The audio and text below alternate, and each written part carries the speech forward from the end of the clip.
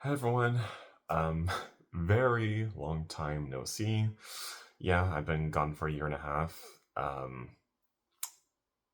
So many things happened in between my last video and now, so I'll just get right down to it as to what you missed. So my last video, I posted that I was being forced out of my home by my landlord because they were selling the house. So I got the 90-day notice in October. We had to leave in January, so right after the holidays, me and my housemates complained to the landlord that, you're kicking us out after the holidays. Can we get like an extension so we can, save up more money after the holidays? Thankfully we did, so I ended up out in March. Found a place nearby, a room nearby. So that was good at first. Sadly, not able to wasn't able to afford a place by myself yet because, as you guys know, the cost of living crisis is just insane right now, and yeah, that's a whole other tangent I'll get to later. But basically, the new place I found myself in, um, word of advice, and I'm aware what I'm about to say is probably super common sense, but at the in my defense at the time, I was kind of desperate for anything. Never live with your landlord. Yeah, yeah. The place I found back in March that I moved into, nice house. Everything was fine at first, but then my landlord was extremely OCD on his house, which I get to an extent because, according to him, he bought the house with his ex partner some years ago, and the ex moved out, but he owns the house now. So I kind of get it, but it wasn't a pleasant experience. He was very passive aggressive with how the house was being cleaned, especially when it came to his two dogs that he would sometimes leave me alone with sometimes. And I pretty much made it clear to him I'm not his maid. Like obviously if I have time to, I'll watch the dogs, I'll take them out for walks and stuff. But like I said, I'm not. I didn't sign up for that. Those are his dogs. He's obviously the main caretaker of the dogs, but dogs leave hair everywhere, and whenever there was hair that wasn't picked up, even when I definitely did do my best to pick up, he still would complain. So there was that, and also not only that, but there was a guy he was dating at the time too, and his boyfriend was convinced that there was something going on with me and my landlord, which was 100% not the truth. I don't even know how the hell I got wrapped up in that relationship drama. So it was not a pleasant experience being at that place. I only lasted for 6 months, and I tried to do the whole year because I didn't want to move that soon, but it got to a point where it's like I cannot live with this guy anymore. Like, he's driving me insane by how passive aggressive and OCD, and yeah. So after 6 months, I moved into the place I'm here now. Way better place. I don't live with my landlord for one, and my all my roommates are awesome. So yeah, it's an improvement. I just don't like the fact that I had to pay money to move twice in 1 year and live with a very passive aggressive landlord. So that was a roller coaster. um, Another thing that's happened was I turned 30 back in April, so a little bit of I don't. It doesn't feel that different from 29, honestly. But I'm sure it'll hit me later on.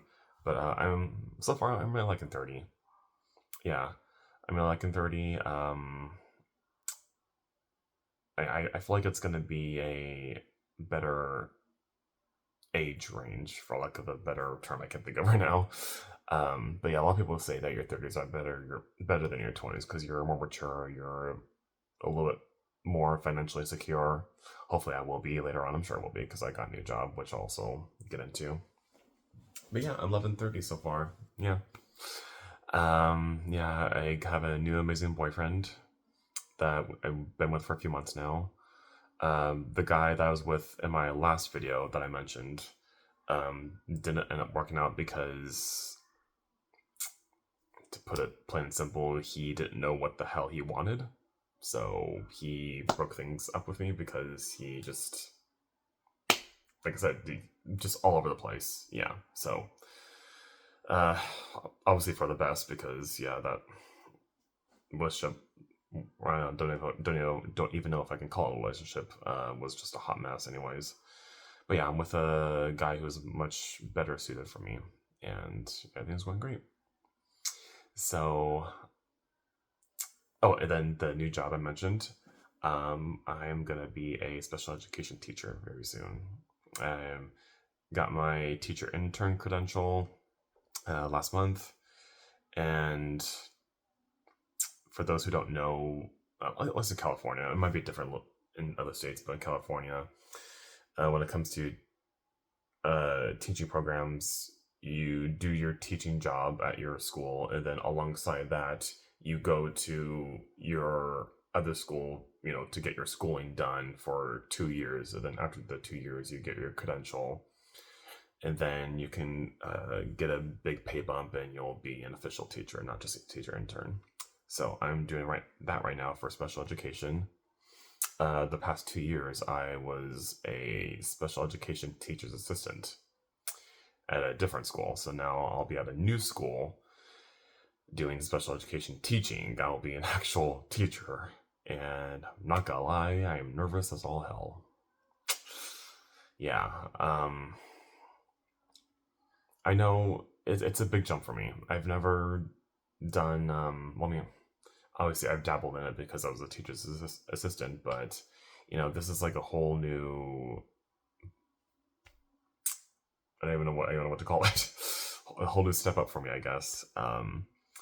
Because this time around I'll be actually working with the parents of the students to see what their child needs and how to improve their skills and what how their progress is going and stuff like that, and also do facilitate classroom lessons, do progress monitoring,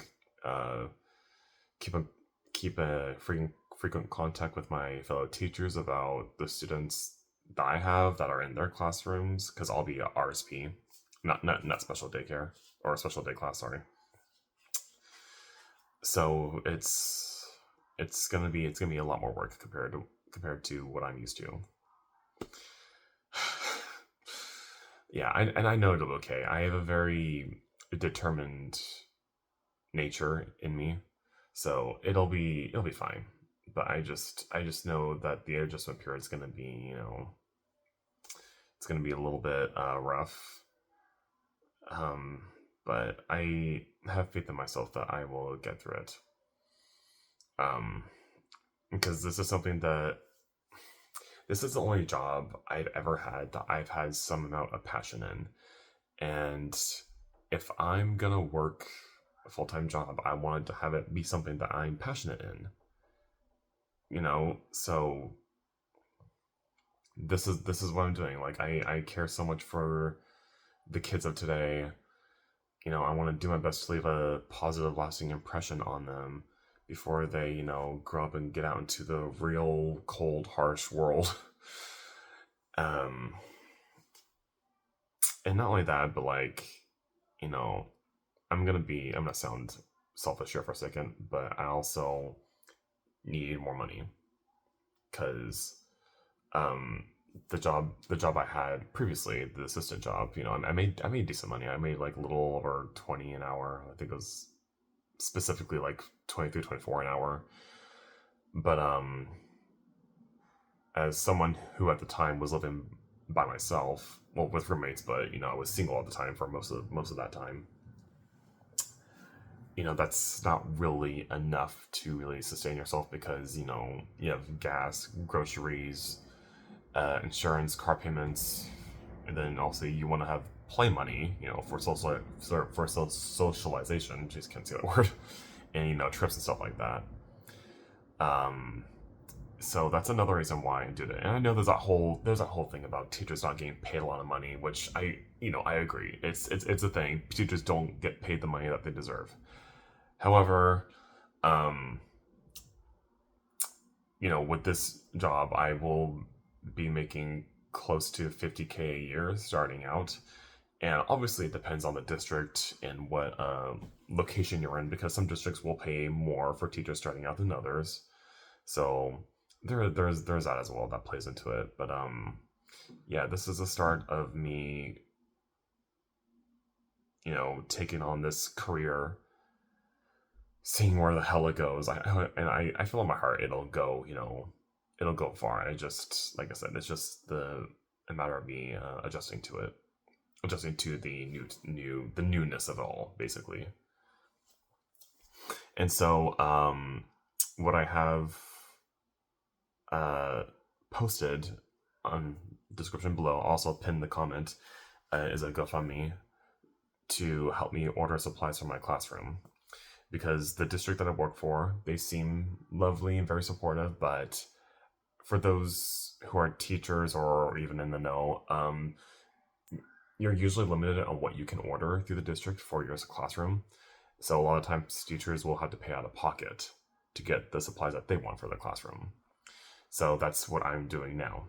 So this is my first time ever doing GoFundMe.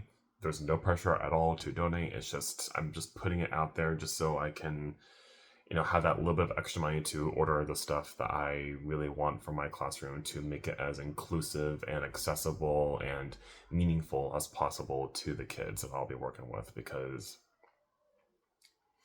as a special ed teacher, like you need to be that. You need to be inclusive, accessible, and have meaning to your kids. Otherwise, there's what's the point of even doing it? So, uh, yeah, I've been having kind of anxiety about this new job lately, just because I like I said, it's an adjustment, big adjustment, and I hope that the parents that I work with for the students, they're cooperative on some level at the very least. Um, but I gotta remind myself that it is gonna be okay. I've made it through so many hardships previously. I can make it through this one if it even becomes a hardship. Like I don't want to like label it a hardship just yet when I haven't even officially been in that. But I do my best to remain on the positive side of things. So yeah, that's basically it. Yeah, like I said, GoFundMe will be listed below. Donate if you feel like. If not, I totally understand. No pressure either way. That is basically about it with me. That's happened in the past year and a half. I know nothing really significant. um, the only thing else I can really think of that happened within that year and a half was I did go to Santa Cruz for the first time in many years.